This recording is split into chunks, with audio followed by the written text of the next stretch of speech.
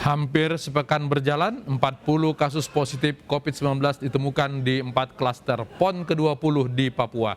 Atlet dan ofisial yang terkonfirmasi positif itu menjalani isolasi terpusat terapung KM Tidar dan Rumah Sakit Profita.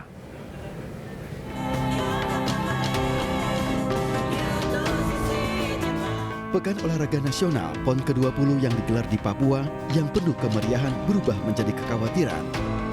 Klaster baru penyebaran virus corona menjadi ancaman. Memasuki hari kelima, setidaknya tercatat 40 kasus konfirmasi positif COVID-19 dari 4 klaster, yakni Timika, Kota Jayapura, Kabupaten Jayapura, dan Merauke. Temuan kasus positif COVID-19 pertama dilaporkan di Timika sebelum upacara pembukaan pertandingan cabang olahraga. Belakangan jumlah yang terinfeksi virus corona terus meningkat. Pasien yang terkonfirmasi positif yang terdiri dari atlet, ofisial, dan panitia pelaksana ini sebagian besar menjalani isolasi terpusat terapung di KM Tidar untuk Jayapura dan KM Srimau di Merauke.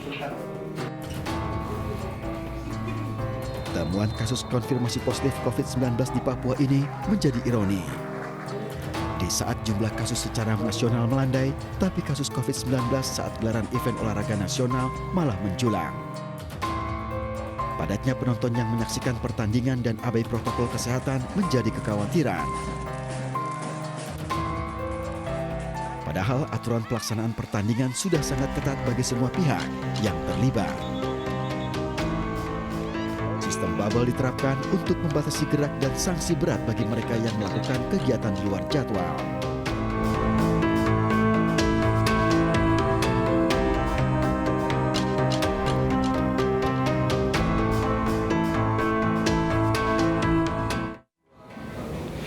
Apa yang dilakukan untuk mengatasi penyebaran COVID di PON Papua saat ini? Kita akan berbincang bersama dengan juru bicara SGPP COVID-19 Papua, Silawanus Sumule, dan Guru Besar Universitas Indonesia, Profesor Chandra Yoga Aditama. Saya ke Pak Sumule dulu.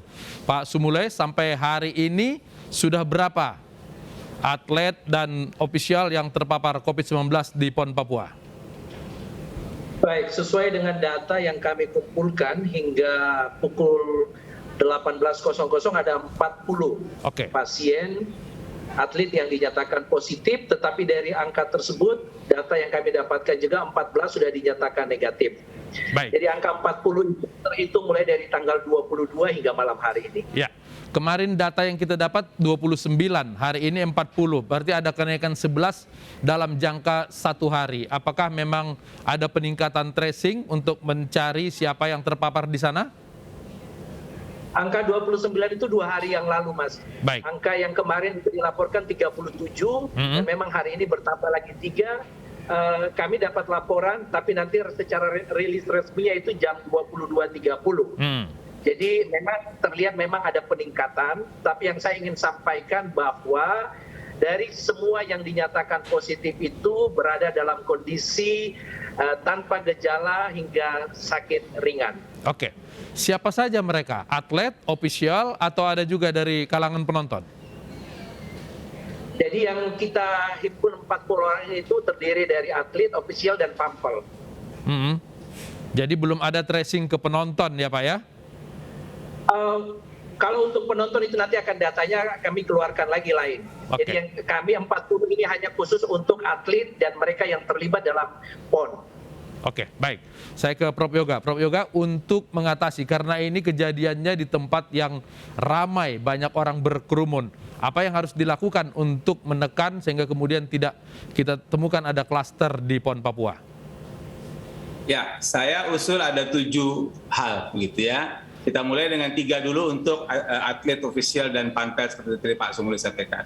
Yang pertama buat atlet, ofisial, dan panpel yang sudah positif itu, saya mengusulkan untuk dilakukan pemeriksaan whole genome sequencing dengan 2 alasan. Alasan pertama, saya baca dari media, saya tidak tahu benar apa tidak. Kalau kata media ada beberapa dan bahkan ada dokter koordinator yang mengatakan bahwa city value-nya rendah. Karena itu ada kecurigaan varian baru. Itu poin pertama. Alasan kedua adalah ini kan atlet walaupun ada official dan panpel. Atlet kan pada dasarnya daya tahan tubuhnya kuat gitu ya. Kok mereka masih bisa tertular? Karena itu kita perlu waspada untuk kemungkinan varian baru. Karena itu nomor satu yang saya usulkan untuk atlet adalah whole genome sequencing. Itu yang pertama.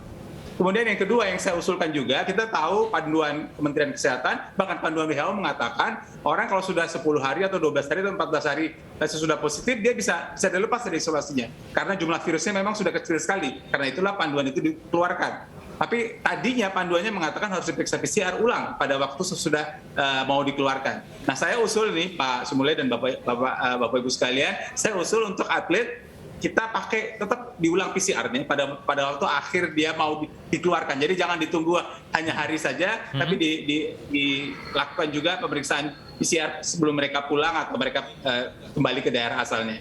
Itu hal yang kedua yang saya usulkan.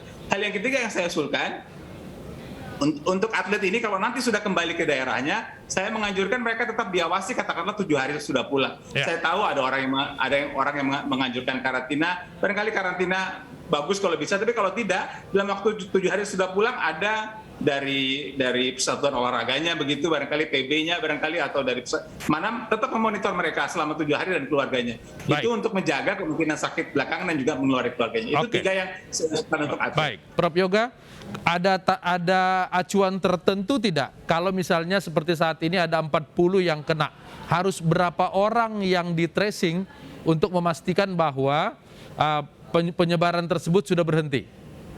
Itu yang kedua berikutnya, gitu ya. Sesudah 3 untuk atlet tadi, karena atlet kan tentu saja hal yang penting di PON ini. Sesudah itu saya mengusulkan ada tes dan trace dilakukan pada orang di sekitarnya, gitu ya. Kita tahu kalau kita baca di aturan dari manapun, tadinya pemerintah mengatakan kita harus men-trace 30 orang, gitu. Setiap satu kasus, setiap satu kontak. Kemudian trace itu diturunkan menjadi 15 orang, gitu ya. Kalau saya sih mengusulkan ada lagi cerita diturunkan lagi 8 orang. Saya sih mengusulkan karena ini kan jumlahnya juga berapa tadi saya dengar 40 gitu. 40 kali 30 1.200 diperiksa, bukan diperiksa swab, tapi dicek apakah orang itu perlu di swab atau tidak di swab gitu.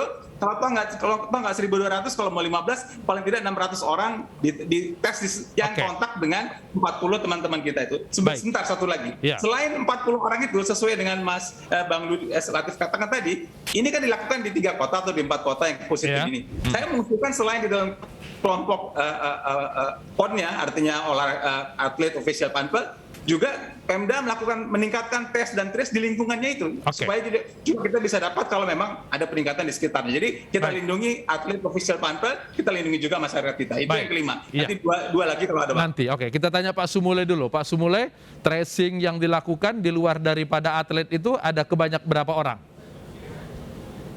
Jadi 40 yang kita dapatkan ini adalah hasil daripada tracing. Kita temukan hanya 3, awalnya hanya ditemukan 2 atau 3 orang. Sesudah kita lakukan tracing, maka kita bisa mendapatkan sampai angka 40 ini. Tetapi apa yang disampaikan oleh Prof Yoga, Prof, kami sudah mulai di Jayapura itu. Pertama untuk genomic sequencing, kita di Jayapura punya Litbangkes. Data yang kita dapatkan belum ada varian baru, Prof. Beberapa waktu kami sudah lakukan, tetapi hanya dapat varian Delta. Kemudian menyangkut tentang city value, itu terus kami lakukan. Teman-teman, jika menemukan kasus-kasus dengan gejala, sudah ada gejala yang lain daripada biasa, kita sudah langsung meminta untuk dilakukan. Sudah ada protokol terhadap itu. Memang yang kami harus khawatirkan kondisi kita hari ini, dan sudah menjadi rencana mitigasi kami oleh karena di 4 tempat pelaksanaan ini memang hasil vaksinasi itu sudah mencapai angka 58 sampai 70, tetapi pergerakan orang dari tempat-tempat yang vaksinasinya, cakupan vaksinasinya rendah, yang datang ke Jayapura ini yang menjadi perhatian khusus untuk kami di Satgas. Sehingga sudah kami tadi baru saja melakukan rapat untuk kami pastikan bahwa penonton-penonton yang akan datang dan kembali ke daerah tempat mereka awal, itu akan menjadi perhatian kami. Ya.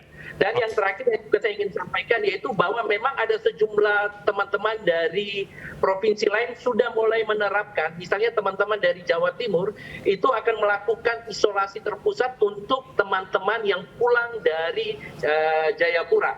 Jadi dari diskusi dengan teman-teman mereka akan melakukan karantina di sana. Demikian Prof dan demikian Mas. Oke, baik. Saya ke Prof Yoga. Prof, ini kan PON masih seminggu lagi. Apa kalau ini masih harus kita lanjutkan supaya tidak kemudian menjadi pusat penyebaran baru? Ada masukan apa, Prof, kepada Pemda Papua? Ya, itu justru dua yang terakhir saya mau kasih sampai masukan, tapi saya sampaikan dulu Pak Sumule bahwa saya dulu juga di Litbang Pak, jadi saya sudah pernah ke kantor Litbang itu, saya sudah pernah ke labnya gitu, jadi saya tahu persis kemampuan teman-teman saya di sana. Nah, dua hal yang perlu dilakukan lagi selain yang 5 tadi adalah nomor 1 tentu surveillance harus terus makin ketat begitu dilakukan ya. Jadi surveillance itu kalau saya mengusulkan ada 3 sisinya. Seperti kita tahu, surveillance itu kan ada 2 aspek. Surveillance itu artinya pengamatan terus-menerus dan action kalau ada sesuatu. Nah, surveillance itu dilakukan sesuai dengan bidang olahraganya, kan bidang olahraga beda-beda, penontonnya juga beda-beda, itu satu. Surveillance yang kedua dilakukan juga pada lingkungan di mana pertandingan olahraga itu dilakukan begitu. Dan surveillance yang ketiga bahkan kalau bisa dilakukan di kota di mana pertandingan itu dilakukan. Itu surveillance harus diperketat dan saya percaya Satgas akan melakukannya dengan lebih ketat lagi dengan situasi seperti ini. Dan yang terakhir, yang ketujuh adalah memang kalau ada peningkatan kasus harus terus dilakukan action yang lebih cepat. Tentu saja Pak Sumule juga tahu bahwa kalau tadinya 3 atau berapa jadi 40 yang sekarang ditemukan, maka si 40 ini kan mesti di-trace lagi. Karena mereka yang positif 1 dari 40 itu harus dicari lagi apakah mereka kontak dengan lain. Itu yang namakan layer pertama, layer kedua, layer ketiga. Memang itu kerjaan kita di pengendalian penyakit. Saya kira teman-teman di Papua sudah sangat menguasai juga hal itu. Baik, Prof Yoga, Pak Sumule, terima kasih sudah berbagi di iNewsroom. Selamat malam.